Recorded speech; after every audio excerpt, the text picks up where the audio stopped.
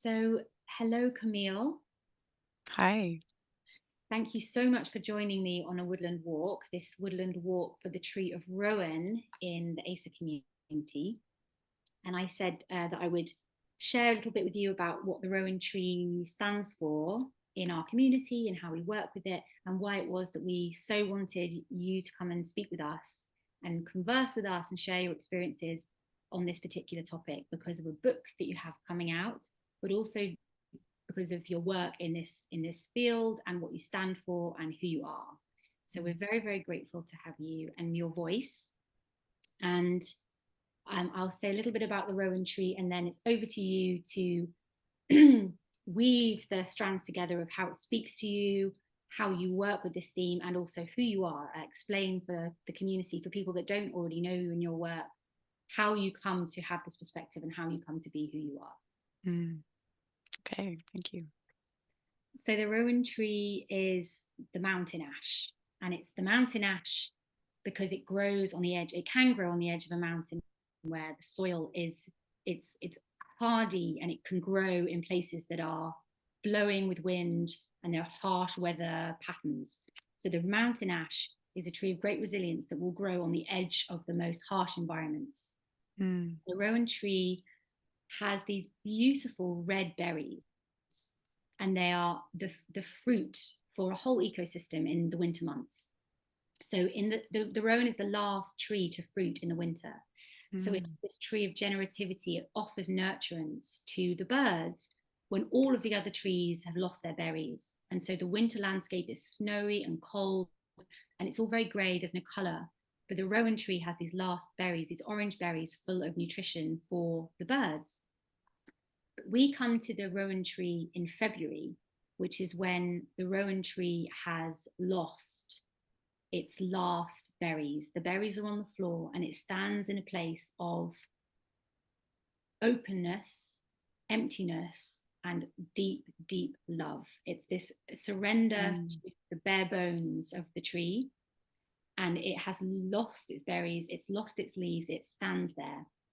And it's a tree for when we're lost and we don't know the way to find home. Because the berries have been lost, we can't use it as a marker to mark our way home. So the Rowan tree used to be called the wayfarer's tree because it was these red berries in the white landscape, the snowy landscape. It would be the way that people would find their way home, because it's like, oh, go left at the Rowan tree because it's the thing that the marker, it's your symbol of coming home. But the Rowan tree, when we meet the Rowan, those berries have fallen. So it's like even the last tree that was going to give us a sign of where we are has lost its berries too. So it's this tree of this particular moment. And when we meet the tree in ASA, we do this tree journey and this visualization when we see the tree, and it's really hard to find because it doesn't have its berries. So we're walking through a storm on the edge of a cliff, and we're looking for the Rowan tree, and we can't find the Rowan tree because all the trees look the same, and we don't know where this Rowan is, but it's our home and we need to find it. And we find it finally, and then we go down to the roots of the Rowan tree. We imagine that we're like going down to the roots. And when we get to the roots of the tree, there's a big cave. And at the bottom of the cave, there's a fire. And there's a little ember of flame. And it's the old idea of the Celtic idea, which I know you'll be able to speak to because some of your lineage is Celtic. The fire in the heart cave, the little ember that never goes out, the little bit of hope, the bit of warmth, the care, the compassion. What times of hardship and lostness and loneliness and strife in the storm teach us about love and who we really are, who we really are at our core.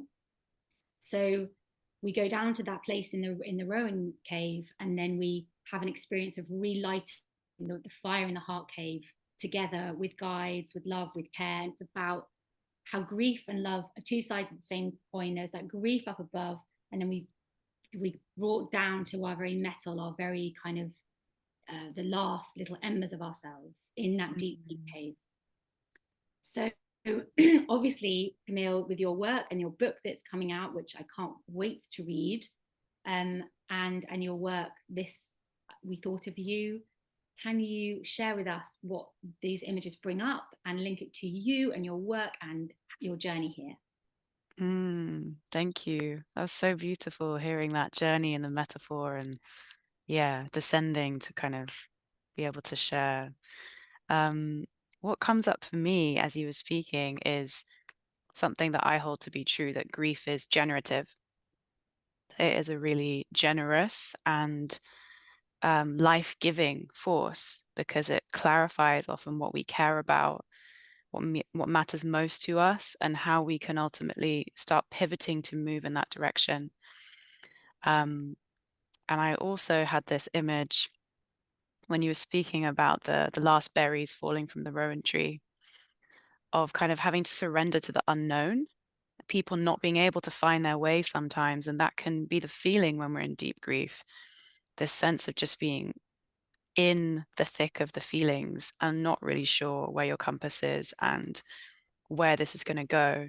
But I think there can be such a beauty in trusting the unfolding of that, that even in that deep unknowing, um, we will be able to start reconnecting to the embers that can guide us towards where we want to move.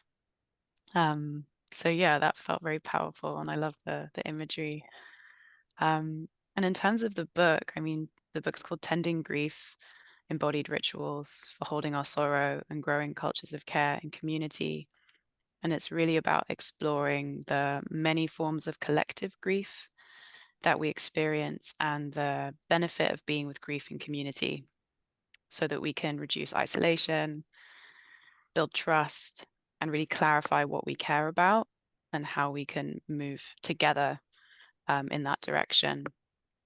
Because I think, yeah, for me, as someone that does a lot of work in the arts and embodiment and social justice, I'm very interested in culture change and what it looks like to start being in practice with the kind of relationships that I think we need if we're going to cultivate livable futures, if we're going to, as I guess people like, I think Charles Eisenstein would say in one of his books I liked some time ago, like how we can grow the more beautiful world our hearts know is possible. Um, and I'm kind of a nerd when it comes to creating that world and what it looks like to get there. So psychedelic assisted therapies have been a thread for me because I do think that has a role to play. But within the last, I guess, 7 years or so, I've been going through my own deep grief journey, and it's becoming more and more clear to me how death phobic and grief phobic most Western societies are. And that this, if not addressed, I think will be an impediment to us actually creating different ways of living and being with each other. So my hope is that Tending Grief, the book, will be a kind of offering to support clarifying what we most value, creating community around feelings of loss and grief, but ultimately reclaiming our ability to feel deeply. Because when we're not tending to grief, I think ultimately we're often numbing ourselves. And there's so much about living in Western societies that are teaching us to numb and to disconnect.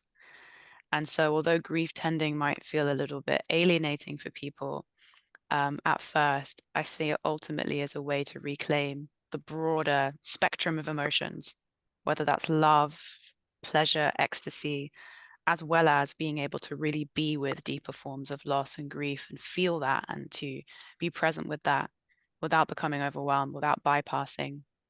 And I do think there is a need to kind of rebuild that muscle in a way because we have all been quite shut down and numbing to function within these kind of industrial capitalist economies. So I think, yeah, the embodiment practices woven through the book are really an invitation to kind of be rebuilding that capacity to be with bigger sensation or bigger emotions so that we can begin to hold those sensations and reclaim the full range of yeah, sensing, feeling, being alive and moving towards what we care about.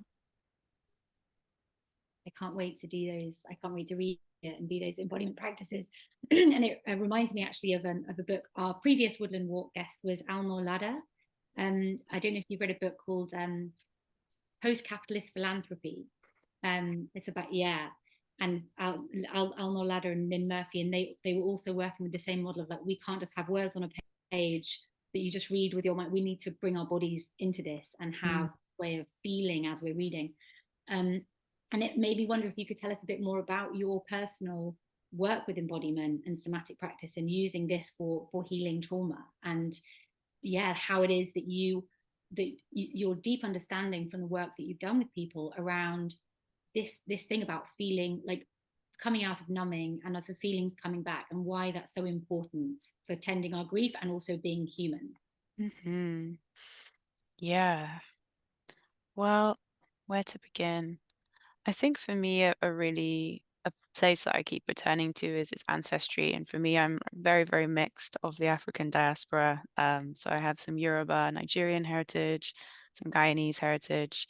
Um, for those who don't know, in the Caribbean or next to Brazil and Venezuela. And then my dad is kind of a mixture of Irish and Scottish and English. So lots of different lineages there. But I've had an interest for a long time in trying to reconnect with what the pre-colonial practices of many of my ancestors would look like, and how to kind of cultivate um ways of relating to those so that I can connect more to myself and to a sense of kind of grounding, because there's a lot about the world we live in that has been quite disorienting and anger inducing for me since I was a young child. Because it doesn't make sense to me in a lot of ways. And I've studied international relations and done all these things to try and understand more. And I know, the profit motives and all these things, but at my core, there is some sense that it doesn't need to be like this and other worlds are possible. So I think that drives me a lot. But also as someone who is a survivor of childhood sexual trauma and has gone through other things, it just became necessary for me to find a sense of safety in my own body. And I think talk therapy can be wonderful for many people, but it was becoming clear at some point for me that I had all these great narratives and stories about what had happened, but that wasn't changing um, the felt sense of that sense of grounding, that sense of safety within. And so I made the move to start learning about somatics and um, working with a somatic therapist, but then also doing my own training, which has taken many forms. But in the most recent years, I've been sort of diving deeply into the frame of the resilience toolkit. So I'm a level 2 sort of certified facilitator with them in that modality.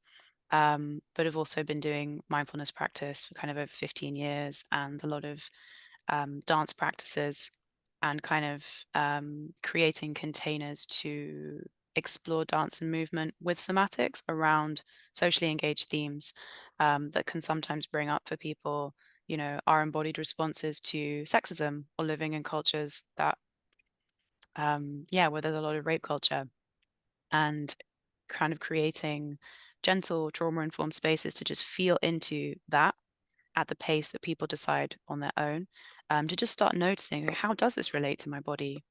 And is there anything that I need to call in and cultivate as a practice to navigate this? Or is it something I want to release and move away from that isn't actually helping me in relation to this? So, yeah, I think my work over the last 10 years has been sort of exploring these spaces between the body and somatics, socially engaged content, and sort of gentle trauma informed ways to start just noticing at first and orienting to how these things affect us, and hopefully starting to be in practice to repattern our relationships to these things, which, as much as we can, because so many of them are systemic. So there is that component of, you know, how much change can there be unless we actually change the structures? But I think this work can also create a lot of agency for people to have more capacity to kind of do that systemic piece as well as the individual repatterning. It's so lovely, and it makes me think about what you said about at the beginning about grief being so generous in a way.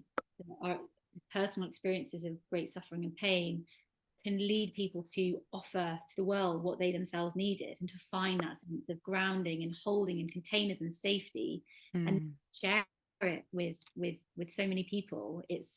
Um it's a really, it's a very generous and brave life path, I think, to be able to come through those kind of experiences and dedicate your life to creating what was needed then, what's still needed now, what's needed more and more all the time as this system continues. And mm, it's a It's a very inspiring thing.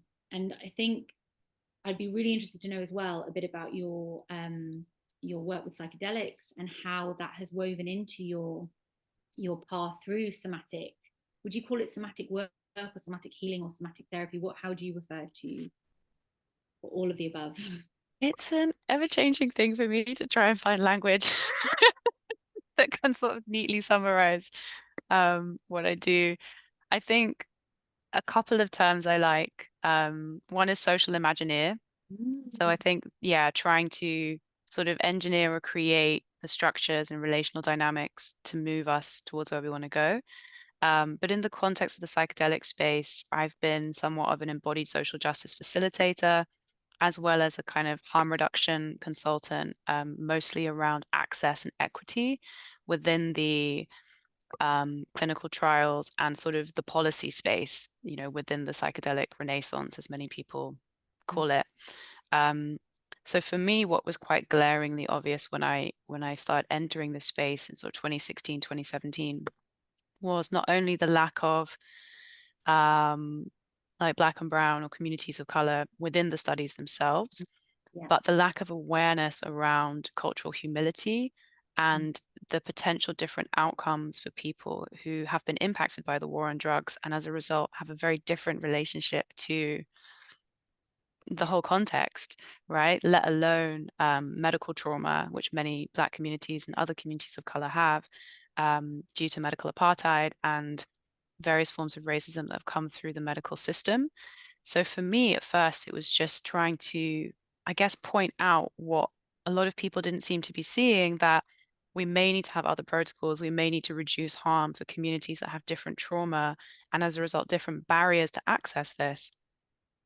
And a lot of the responses at the time were things like, oh, it'll trickle down, or we'll just do the samples as we do them. And once it's available and legal, then we'll figure that out. But I know that's the kind of narrative that's been spun in many cases and hasn't actually created the access or the care structures that are necessary for people with different lived experiences. So yeah, for the first few years, it was really working with people like Natalie Ginsburg and Ismail Ali, and just trying to kind of create language and narrative around why this was needed, and also creating an understanding around the relationship between the war on drugs and colonization. And then, me doing learning around what happened to my ancestors in Nigeria and the banning of plant medicines that took place, and also the relationship that my great-great-grandfather had to actually helping to re-legalize plant medicines. Probably not so psychoactive ones, so I need to do more research in that, but just day-to-day medicines that people were using before the British colonizers were kind of, trying to impose their system of medicine. And as a way of doing that, trying to strip away these tools and practices that people had.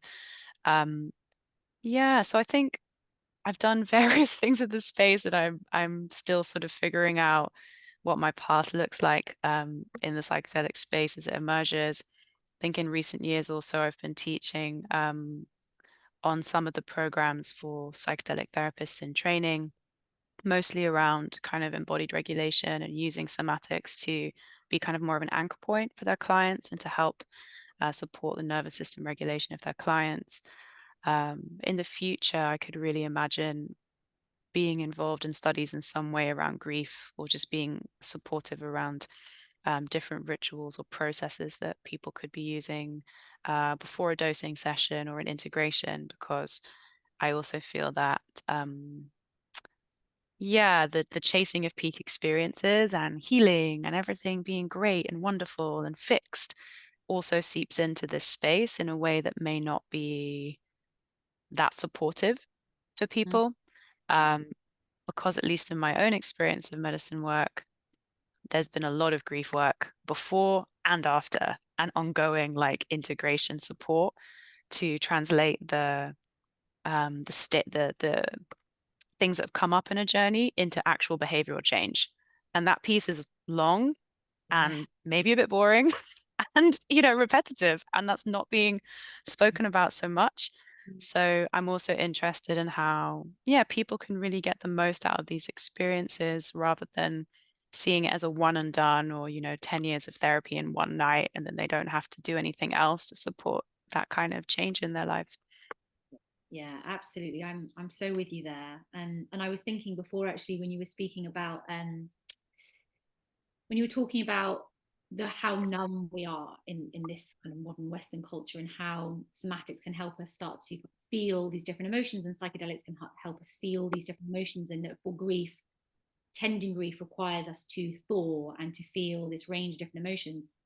And I was wondering what you think about, so of all the different communities you're part of, obviously the psychedelic community is one of those. I don't know how much you see yourself as part of that community. I mean, I was kind of very much in the psychedelic research community, and then have kind of, in a way, left that community. And in ASA, which is our community here, we're very much doing the long-term work of really tending our grief, and connecting with each other, and connecting with nature, and with our emotions, and coming out of that numbing into that kind of softer place of the whole range of deep feelings and how painful they can be.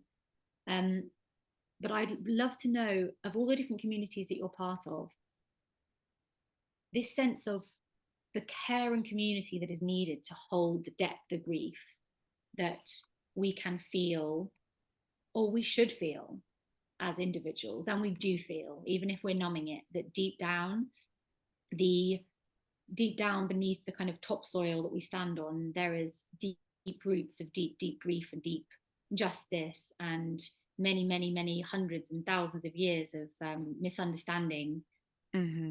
The way misunderstanding really the way we relate to each other, the truth of how we relate to each other. And so the grief is there in all of us, whether or not we can access it, whether it's come from our lifetime or previous generations. Or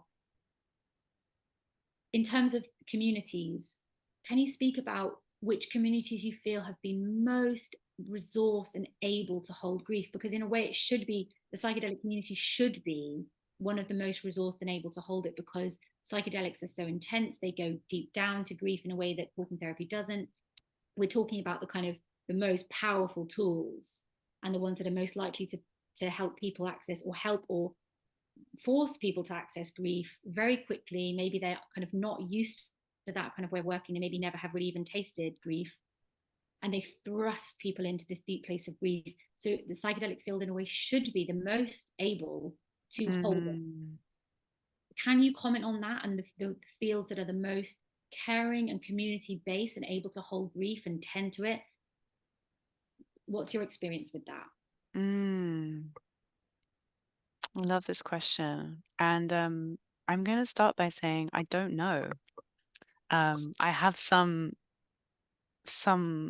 associations that I will make, but I don't know. I would like to have more of a sense of it in the years to come. The first community that comes to mind is people working in palliative care. They seem to be kind of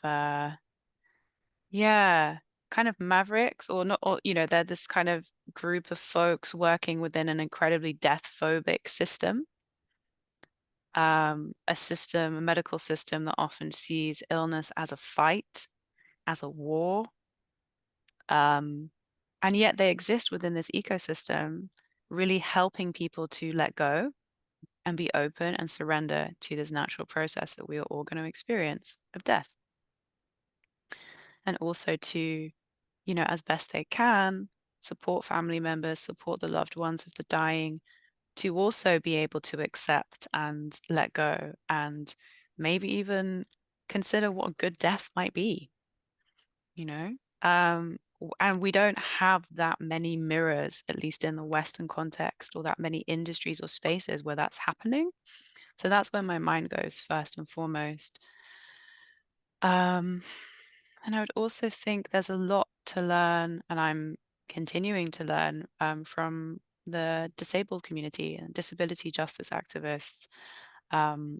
Even though I've navigated a chronic illness through most of my life, there's still a lot for me to learn just about the experiences of other people and the care infrastructures and support networks that have been established within disabled communities because of those things not being available in our very ableist societies, where again, certain bodies are normalized and seen as valuable or productive, and others are cast aside and seen as not valuable or allowed or even encouraged to die, which is one of the, ongoing deep griefs of this time, and in the ways that, we have an ongoing pandemic that, I mean, the rates of COVID right now, at least in waste water and sewage readings, are the highest since Omicron. And yet you have a lot of people that think, oh no, the pandemic's over, or oh, it only affects high risk people, or whatever the narratives are. So I think, yeah, given the rates of long COVID we're seeing at the moment, we, I think, should realistically be preparing ourselves for a world where there are a lot more disabled people, and where we have to try and create and learn from the care infrastructures and support systems that disabled communities have been creating, and really, just have a lot more care woven into how we do things as a standard, because we need it. We need it in order to really hold each other and to ultimately, yeah, feel a sense of dignity and belonging and safety. And I think those things are kind of necessary to feel like we can open ourselves up to grief, and we can allow ourselves to lose control and to surrender to what is there. So yeah, those are the two examples that come to mind. I thought that artists would be good at holding grief, and I'm not so sure. I'm not so sure, having now worked in an art school and taught a master's program there. And that's just, the Western lens. It might be different in other places, but at least the Western art space, I think, is quite perpetuates a lot of shock and awe.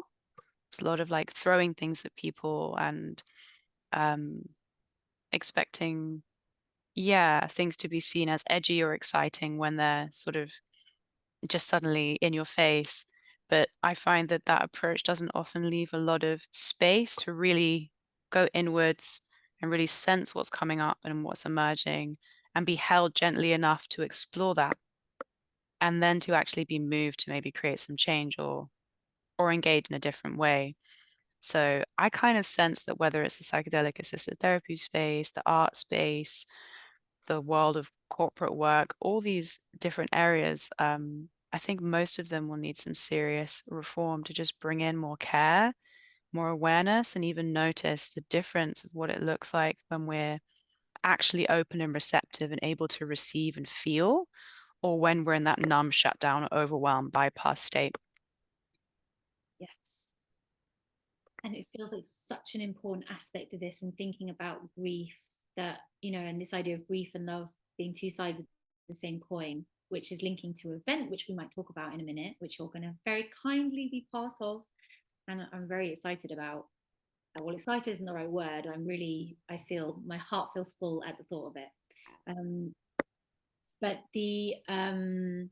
this idea of kind of grief and love being two sides of the same coin, that our deepest grief shows us what we care about, what we want to stand for, as well as grief showing us what we care for and stand for, and what we care about and stand with. We need love to be able to experience, to be able to go through grief, to be able to walk through grief. We need arms either side of us. Mm-hmm.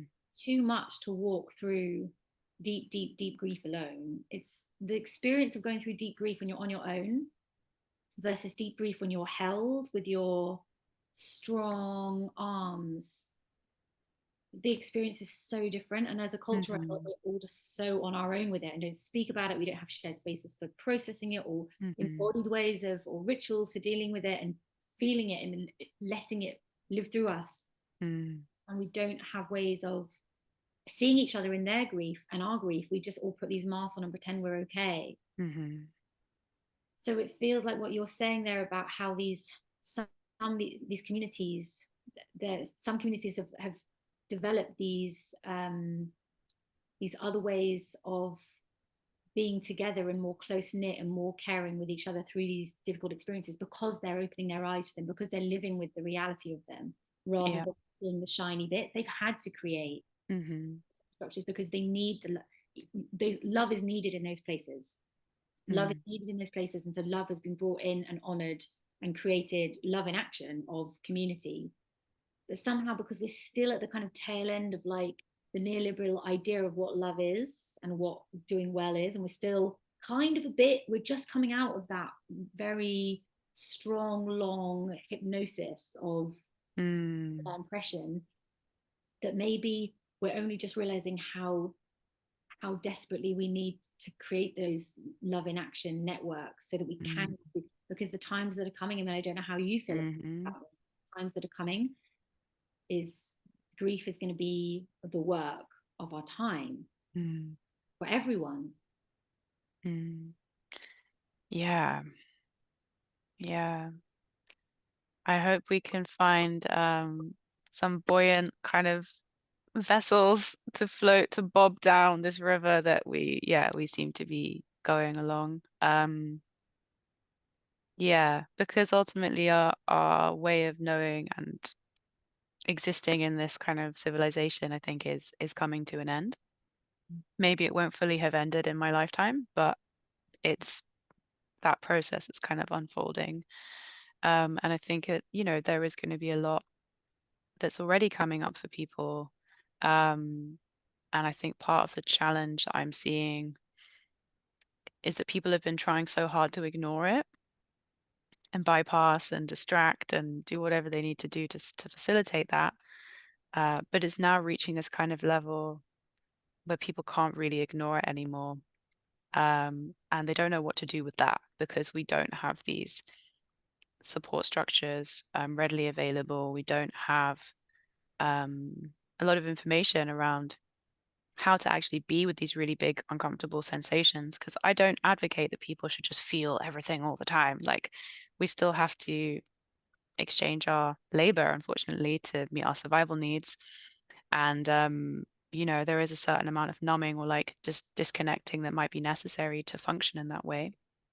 But I do think what we need to cultivate is more and more capacity to drop in, to turn towards and be with what's there, so that that is also being held, and so that we are showing up for ourselves on a deeper level, even if we then have to 20 minutes later, an hour later, find some way to kind of attention out and move back towards what we need to be focusing on.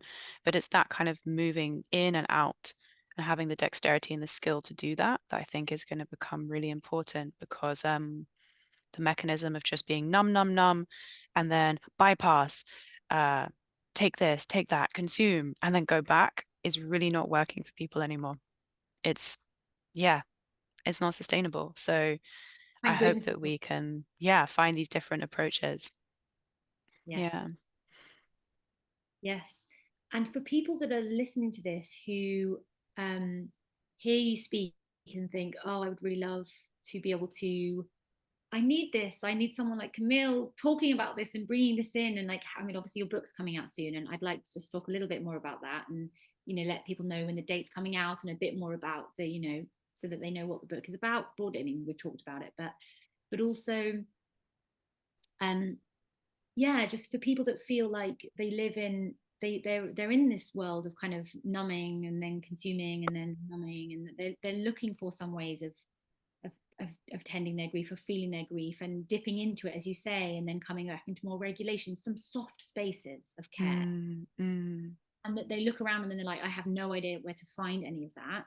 Beyond reading your book, do you have any kind of tips for how people can, any kind of local networks, initiatives people can look up or find, where they might be able to meet other people who are also saying, we need to thaw our frozen emotions and tend our grief together with love? Yes, I am actively trying to build and create a sense of who is doing this work in the European context. I'm aware of some great practitioners in the North American context, like Alua Arthur, who runs Going with Grace. I absolutely adore her work. I hope to train with her as a death doula in the next year or so. We'll see when the time is right. There's also Oceana, who is an elder who does grief work in the US context. I think Oceana Sawyer, we can double check. And then I think even as a kind of entry point, death cafes are quite prevalent. So even if people are feeling like, oh, I want to start talking about grief and death, I don't know where to go, and you want a gentle entry point, that could be nice, finding a local death cafe. I will say that part of my desire to write the book as well, to write Tending Grief, was an awareness that at least in Europe, there are not that many spaces that really cater to Black folks, to communities who have recent histories of migration and displacement and recent histories of colonization. So that is also a thread in the book, and just kind of acknowledging, yeah, the real ongoing grief of that, of those histories and the legacies that play out into various forms of state violence, whether it's through the medical system or the mental health system in England, or even things like the Windrush scandal. So, yeah, also making space for an awareness of how that systemic grief is very much there. So, part of my aim in the coming years is to also be trying to create more access and find other global majority facilitators who want to be doing that work and holding that space as well. Another platform that's more general is, I think, Good Grief. And I think they did a conference some years ago, but they have a website, and I think they host kind of different localized events. I think a lot of it's online at the moment. And yeah, I think they're doing interesting stuff as well, more in the kind of UK context. Thank you so much. And we'll also put links when we put this up, and the platform will put links to other podcasts where you've spoken about other lovely podcasts I've listened to of yours where you spoke a bit more about the resilience toolkit, I think, in one of the other podcasts as well. Yes. Maybe this kind of ties in together. Maybe for time we won't go into too much detail, but maybe just give us like a little summary of resilience toolkit as well, and how people can find out more about that work. Yeah, so the Resilience Toolkit is a somatic modality or framework that helps people to reduce stress, to identify what their stress responses actually feel like in their bodies and what the signals of those are, and ultimately how to create more capacity to start to change the conditions that are creating stress and trauma in our own lives as well as the collective. So I adore the practice and the modality. It's created by NChem and Defo and has a really beautiful framing that takes in the environmental conditions as well as historical traumas and how that affects our nervous system and when we feel safe enough to downregulate rather than this kind of emphasis on always moving towards relaxation because that isn't always helpful for people. So yeah, I think it's definitely worth checking out, and it's the framework that's woven through the embodiment practices in Tending Grief as well. Beautiful. And would that be something where would it be the kind of thing where you could maybe come onto ASA and do a little work, or maybe even not even little, but do a workshop around the resilience toolkit? Is it something that can be taught to a community online, or is it more in person? It can definitely happen online. Yeah, I could do a little intro. I think for deepening practice, I would definitely direct to Lumos Transforms, who kind of do the training around it. But I can definitely teach small groups and yeah, give a kind of intro taster. But on the Lumos Transforms website, they have a calendar with their various events and entry points, and they have everything from shorter webinars to longer workshops and all the way up to certification. So yeah, people Oh, can also check that out. wonderful. I'll be looking at that as well. Thank you, Camille. And then just a very final thing. Oh, yeah. So your book is coming out on the 23rd of April, Hmm. Yeah. and people can pre order it now. Yes, for UK folks, it's available at Waterstone, so you can pre-order it there. For people in the US, you can pre-order it from a range of places. If you go onto the Penguin Random House website and type in Tending Grief, they'll give you the options of where you can order it from.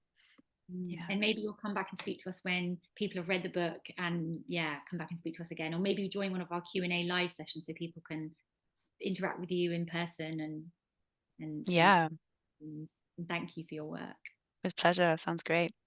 And then, yes, and the very final thing is, so Camille, you're very kindly going to be with us for our Valentine's Day event, which is going to be a gathering on this topic of love and grief. So we're going to send this conversation, this Woodland Walk, out a little early. It's for the month of Rowan, for February, but we're going to send it out a little bit early so that people can put the 14th of February in their diary, not for a romantic dinner in a restaurant, although if you really want to do that, you can, but for gathering online. It's a charity fundraiser, and we want to bring people together and share our love and our grief with each other in these times of great suffering around the world, and a time when great polarization as well, and a need to just come together, feel our hearts, share our hearts. There'll be music, there'll be talks from Camille and others, and we will have time to be together and be in sharing circles that are facilitated. And we hope it'll be a real experience, not numbing. It's not the shiny stuff. It's not the pretty bows and the pink heart. It's the real visceral beating heart in our chest that we need to feel and look after and care for with each other. So thank you so much for agreeing to be with us on the event. And I hope that lots of people that are listening to this will come, and the ticket prices will be variable so that people can donate to Doctors Without Borders. And we hope that people will donate as much as they possibly can in these times when everyone is very stretched. But we hope that people will be able to come, and it'll be from like £5 to £50. So you can pay what you can afford, but it's all going to towards something that is about care, that is about providing care in times of great grief and suffering and heaviness. So Camille, is there anything that I haven't asked you about that you'd like to say quickly, or any other points you'd like to squeeze in at this very last minute? I think the last thing I would say is just that grief. I do think that for grief work to be this generative force, it takes being with it regularly and practice. I know we're in a moment where a lot of people like to go to one workshop and then suddenly I'm an expert in this thing, but I think the fruits of it, at least in my experience, come from that kind of ongoing tending to and being with. So I think it's so great that in the ASA community you're able to have that kind of practice container to continue deepening and really feeling into the juiciness of it and allowing it to really to open up and just become more expansive. Oh, thank you, Camille. And after a while, I don't know whether it's your experience, but it's almost like there's something about that deeper, juicier rawness, sort of, even though it's kind of like in some ways much harder to be with than the kind of sugary surface level stuff that maybe we've kind of been brought up on thinking is what happiness is.